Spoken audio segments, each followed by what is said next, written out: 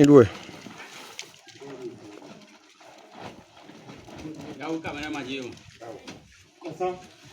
Ni citu due poi. Ni je. Comme ça.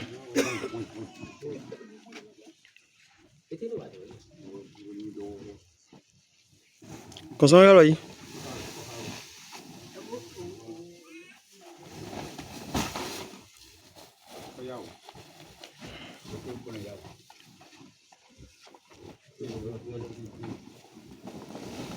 Non. Ça me joue de mon pont.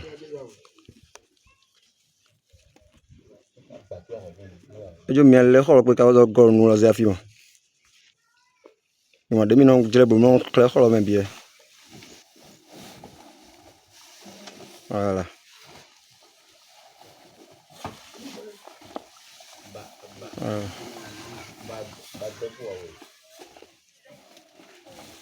Voilà.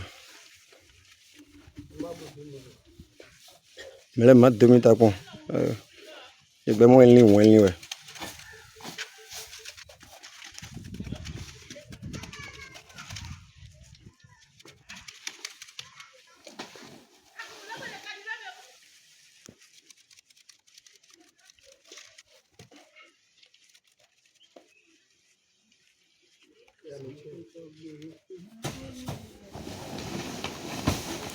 Concernant temps, vraiment.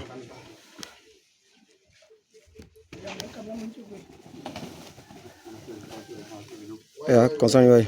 Il go hot, faut due. Il est ganji.